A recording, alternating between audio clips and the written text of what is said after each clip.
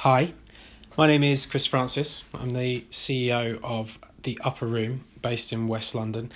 I'm delighted to be giving this presentation to talk you through our partnership with Caritas Westminster as we deliver stepping stones, which I will explain in a little more detail as we go along. Dignity in work is one of the key themes of Catholic social teaching. I think although the Upper Room is not a religious organisation, we absolutely get in behind that message that people flourish when they have a purpose, that the ability to contribute to society is extremely important, and also that people should be rewarded with a proper wage for the work that they do. The Upper Room, although I say it's a non-religious organisation, we come from the church. We are based in a church, and our roots are from the vicar of that church in Cobbled Road in Hammersmith and Fulham, taking in and supporting somebody looking for support many years ago. The history of our organisation is that, like a lot of homelessness organisations, which is what primarily we are, we started off small and we've grown to meet the needs of the world around us. The Upper Room started very simply as a soup kitchen based out of the upper room of the church, hence the name. But we now have a number of interlinked projects that work to resolve crisis in the first place, as well as longer term actions as well around casework for a number of different aspects that people might present to us with. So in terms of crisis resolution, these are pretty standard things that would happen in a lot of homelessness organisations. So this is food. We provide hot food every day between Monday and Friday, in the afternoons between 3 o'clock and 7 o'clock. We also provide cold food and food packs. We have toiletries, clothing, bedding, sleeping bags, all of those sorts of things. We have a number of other aspects of the work that we do relating to mental health, housing, employment. So we have a counselling service, which is a multilingual service. We have partners on site to help us with housing. We have partners on site to help us with legal issues. And then we have our own in-house caseworkers as well, focused on employment. You Offer Jobs is that part of our work. And it is an employability service that has existed for the last 15 years. Now, the Upper Room, it's worth saying as well, has been well known in West London, particularly as a good place for people from Eastern Europe to come. And the You Offer Jobs project really emerged in that period when lots of people from Poland, from Romania were coming into the UK, and this was a way for us to meet the need that was being presented to us at that time. And at that time, it was a very simple programme. It was there were lots of job opportunities, and people were coming in, and we were enabling people to access those job opportunities via language-specific support and meeting some of the other needs that people might present with at the time. We've been doing that for the last 15 years, although how we deliver our work has changed significantly. As you might imagine, the world of work has changed in those 15 years. The conditions for employment have changed. The benefit system has changed. So lots of different things have changed, but we really try to focus on practical interventions and support. So looking at ways that we can meaningfully and simply enable people to get into the world of work or get them ready for that. I guess we had one of the things to talk about, I suppose, as well as that our mode of operating at the moment is a lot more focused, I suppose, on enabling people to be ready for work. So there's a lot of stuff around getting people's paperwork ready and enabling them to get the right training in place, vocational training, and other bits and pieces around that. Since June 2021, when we had our newest person into that role, we've had 87 different men and women come to access the service, which for a small organisation is a lot. Now, we're bracing ourselves for what is to come in 2022. We expect that the rising cost of living will have a big impact on the numbers of people accessing our service. So while we are primarily a homelessness organisation, and the rising cost of living will impact people in that situation, we might put more people into that situation. It's also worth saying that a very high percentage of the people that access our service are in some form of accommodation. So these costs, as they rise, are going to bite, and likely to see more people accessing our service. I think it's worth noting that the ONS is saying that wages are not keeping pace with inflation. We have seen that the poorest will feel these changes the hardest. So we're getting ready for more people wanting to get this sort of support. Now, that's a bit of background on what we do and what our areas of expertise are. The Stepping Stones is a programme that has been designed to enable you to respond appropriately and practically in similar ways to the way that we do. So when someone comes to your door needing support, you know where to go or how to act. We want to deliver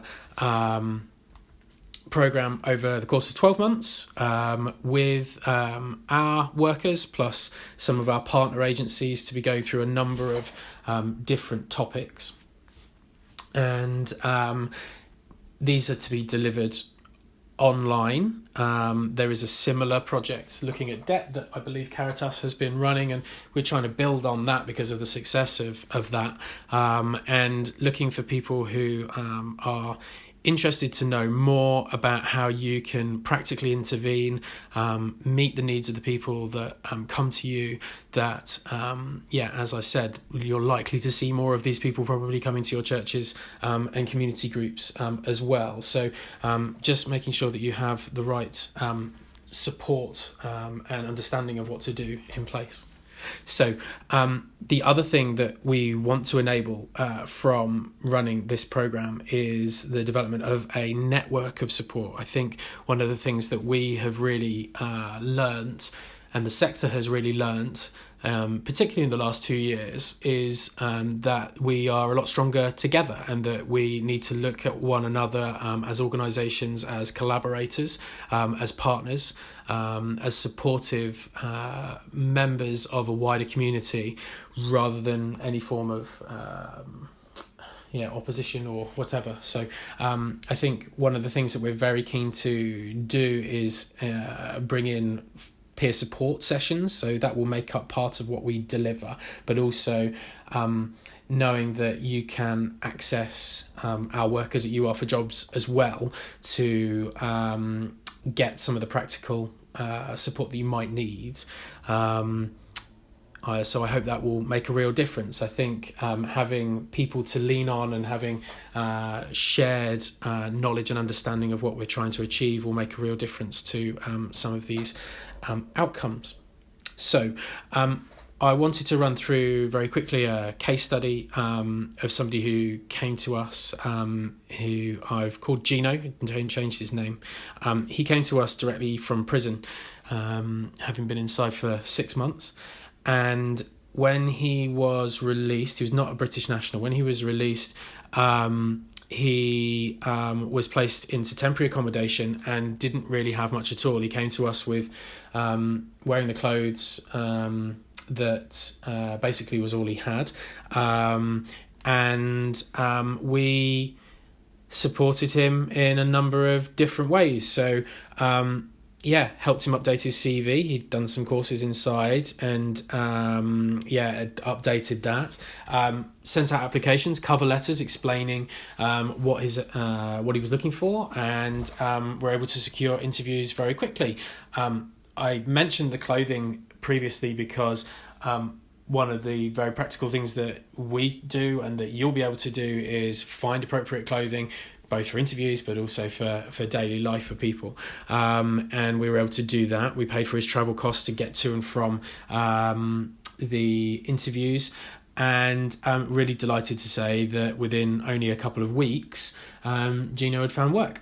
So one of the real benefits, I think, of people accessing services like ours and hopefully working with individuals like yourselves is that they feel that they have that support, and that I guess one of the things to emphasize is that accessing that support doesn't finish at that point where you found a job, but quite often will mean that people need to come back to You Are for Jobs for a while afterwards. It's quite often people won't have the support networks that you or I might expect or hope to have in terms of moral support, in terms of practical support as well. So we were able to do that, and he keeps coming to us, and we're delighted to see him. He comes along for food still, comes in to check in and let us know how he's going, how his day's been going.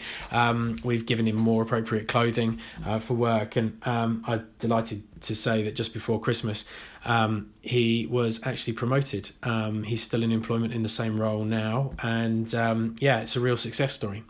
These things they do happen, and they're very achievable if you know how to go about it, and you can instill that level of confidence in people, I think.